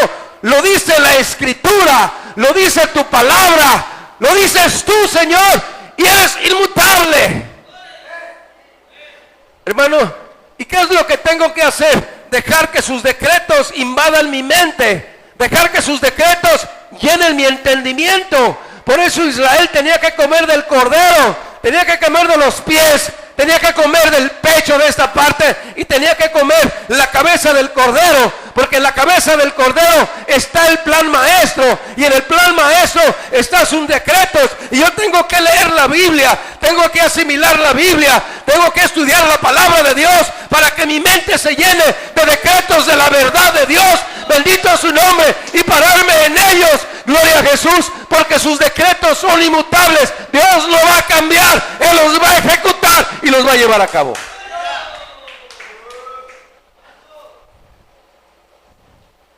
Así es esto. Dice un niño,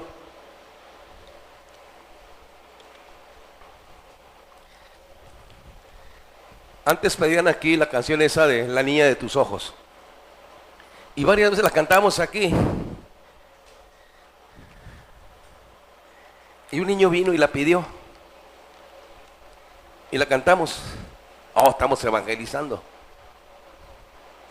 Y luego vino otra persona y la pidió, pero después Dios me dijo, no sé a través de quién, es que ahí está la muerte, y le dicen la niña, y piden ese canto porque ellos se la dedican a ella. Bueno, pues ya no la vamos a cantar. Me gusta una materia que tiene la universidad que se llama la teología del canto. Y sí es cierto, es toda, inclusive hay la teología para el estudio de los salmos. Realmente en lo que le canto a Dios, ¿está bien o nomás se oye bonito? Tiene razón el predicador. ¿Quién compuso La niña de tus ojos? ¿En qué contexto? ¿A quién? Aquí se adora la muerte y se le canta eso. Pero la muerte trabaja con las emociones, es el espíritu de brujería que te mete en crisis y en depresión y trabajas con... Es un ruidajo que traes por dentro. Es Jezabel. Ese tipo de muerte, fíjese lo que dice Segunda de Reyes, capítulo 19. No lo vean, nada más le voy a decir. En el 18, Elías le pega una calentada a los profetas de Baal. Les mocha la cabeza, 450.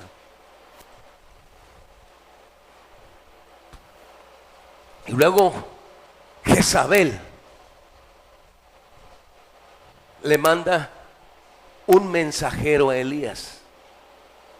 Esa palabra mensajero significa ángel, enviado. Es un espíritu de muerte que siguió a Elías. ¿Y qué crees que pasó con Elías? Entró en depresión. El espíritu de muerte genera depresión e impotencia y te hace sentir mal. Hizo una crisis, la brujería trabaja por dentro. ¿Cómo vas a lidiar con esos pensamientos de muerte internos cuando te agarras y te metes en depresión? Pues con la Biblia. Ves a los muchachos que no quieren agarrar la onda y andas batallando, ahí te pones grave, no duermes en toda la noche y sigues igual. No, confía mejor en la Biblia. Señor, tu palabra dice: sé salvo tú y será salva también tu casa. Y luego llega la muerte y te empieza a decir: no, tú tienes que, Señor, tu palabra es inmutable, tu palabra se cumple, tu palabra es verdadera.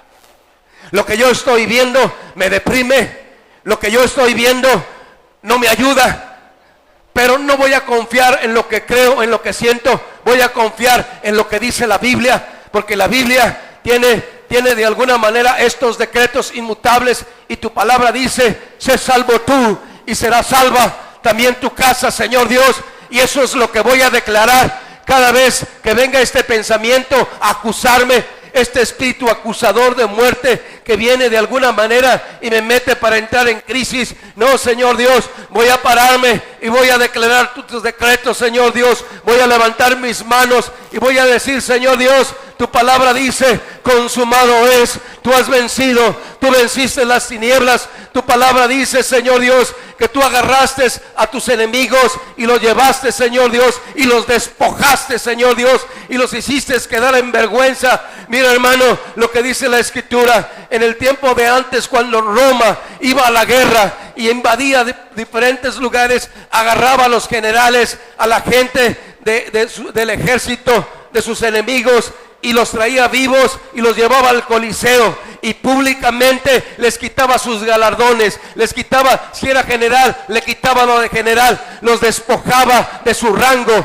Gloria a su santo nombre. Eso hizo Jesús. Jesús quitó su rango, los exhibió públicamente, triunfando sobre ellos en la cruz. Gloria a su nombre. De tal forma que si paso por alguna situación y si veo esto, lo que tengo que ver: Señor, tú ya venciste y expusiste públicamente, venciendo sobre tus enemigos en la cruz del Calvario, y tú decretaste: consumado es, porque nos has vencido, Señor Dios. Ya no quiero creer lo que pienso, quiero creer lo que dice tu palabra, Señor, porque lo que pienso me deprime, me agobia, me hace sentir mal, Señor Dios, y me saca del camino. No, Señor Dios, voy a confiar en tu palabra, voy a caminar en tu palabra, voy a seguir tu palabra. Y cuando empiezas a declarar, ¿qué crees que hace el cielo? Te manda el FBI a preguntarte primero: ¿por qué no has pagado en Coppel? ¿Quieres que el cielo se abra? Tienes que ser derecho. O sea, si andas todo chueco, ¿cómo quieres que el cielo se abra a tu favor? Me gusta lo que dijo el hermano Bielma: yo ya no oro, dice, por billetes de lotería. Y hay cosas que me piden, ya no oro, porque son puras tonteras. Y eso no le vamos a pedir a Dios. ¿Cuántas veces uno trae sus rollos y piensa como que Dios es un de esos monos colgados en la pared, que a la hora que se me antoje va a ser un milagro? Y con esto voy a cerrar. Una vez el hermano Efraín me platicó de una niña que secuestraron de un amigo de él. Entonces le pidieron rescate y su amigo no tenía dinero. Entonces su amigo empezó a pedir prestado para completar el rescate, para pagarle a los malandrines por su hija, era una niña. Y oramos. En la Biblia, en el libro del Génesis, está el modelo de oración para orar por secuestros. Sí, quiero decirte que los 5 reyes que secuestraron a Lot tiene que ver con las 5 puntas del pentagrama y la forma satánica de cómo funciona el narcotráfico. Y Abraham llevó 300 personas, o no recuerdo cuántos, para pelear con esos 5 reyes. Y en una noche, Abraham y los mancebos que llevó derribaron a 5 reyes. No se ve bien en una noche ir a derribar 5 reyes. 5 reyes, pues no era así. Estos 5 reyes, cada uno de estos reyes tiene que ver con las 5 puntas de la estrella del pentagrama que usa el satanismo. Y con una noche de adoración, de entrega, de súplica y de búsqueda, adorando su nombre, Abraham los venció. Y pues ahí hicimos lo que pudimos. Y en ese tiempo vivía el hermano Zafra. Le mandé el nombre de la niña y le dije, ¿por qué? ¿Para qué se lo daba? Le mandé al hermano Vierme, a todos los pastores que conozco les mandé. Y a los 2 días los sicarios fueron a dejar a la niña a su casa. Y el amigo tuvo que regresarle el dinero a la gente que le había pedido prestado. Luego llegó una señora aquí a la iglesia porque secuestraron a su hija. Y como había pasado eso en la situación del hermano Efraín, pues empezamos a orar por la hija de la señora que vino. Y oramos y no pasó nada. Entonces le dije, Dios, ¿por qué no le contestaste a la señora? Y una de esas noches Dios me levantó en la madrugada para ver el libro de Éxodo, capítulo 3. Y lo empecé a leer, fue donde entendí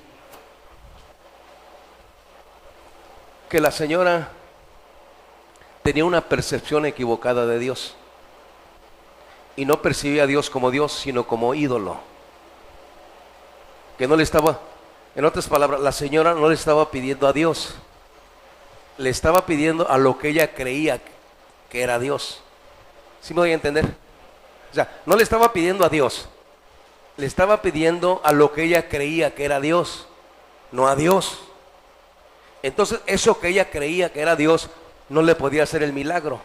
Porque esa percepción de lo que ella creía que era Dios, era una percepción de idolatría, insultando su naturaleza, rebajándolo al nivel de ídolo. Y esto amarró en un sentido a Dios para que Dios no pudiera hacer nada, porque esa cosa que ella creía de Dios no era. Los atributos de Dios son para que nuestra percepción de Él sane y no estarle pidiendo esas percepciones equivocadas que tenemos de Él.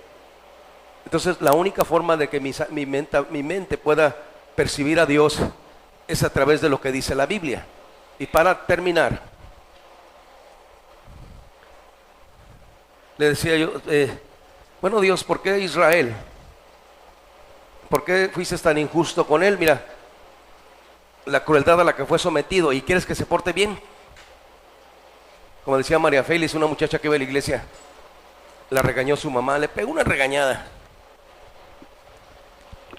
Le dije, ya no has venido de la iglesia, ¿por qué ya no has venido, María Félix? No, hermano, es que mi mamá me regaña mucho. Pues pórtate bien. ¿Qué te dice tu mamá? Dice que me porte como la gente. ¿A eso te dice? Cuando te vuelvo a decir eso, dile, ¿como cuál gente, mamá? ¿Como tu vecina borracha? ¿Como los marihuanos que dan enseguida? ¿Como quién? Entonces, le pega otra regañada a su mamá, pórtate como la gente. Mamá, ¿como cuál gente? ¿Como los que toman ahí enseguida, los que se drogan? ¿Como quién? ¿Por qué no me pones el ejemplo? ¿Y qué te dijo María Félix? Se quedó callada. Y esto de los atributos es para que entendamos a Dios, porque a veces le estamos pidiendo ese monito que hemos fabricado y esa percepción que tenemos de él, un Dios acuachador, un Dios que va a hacer la hora a la hora que yo quiero, y no es así. ¿Qué merece Dios? ¿Qué merece Dios? ¿Si aprendió algo esta tarde? Vamos a cantar ese canto que cantó el hermano aquel que vino ahora, el hermano Enrique. Quiero decirle que tenemos un buen hermano. Me cae muy bien ese brother por derecho. Está en Punta Coronel. Y ahora que estuve allá fui a un campo misionero y trabaja muy, me cae, es muy derecho. Y trabaja con pura gente pobre. Y lo vamos a tener aquí más seguido para que nos comparte la palabra de Dios. Y él cantó este canto. ¿Cómo se llama, Abraham? ¿Cómo? Poderoso Dios. Díselo sin prejuicio. Suéltate a Él. Levanta tus manos y dile: poderoso Dios. Solo cántale. Y si tú le cantas de corazón, el cielo se abre. Si tú le cantas de corazón, la eternidad se abre. ¿Qué es lo que el cielo está esperando? Que en la tierra, la iglesia, el pueblo de Dios levante sus manos y lo alabe. Eso es todo. Pero lo alabe con conciencia plena de quién es Él. No es un ídolo. No es un mono colgado en la pared. No es una religión.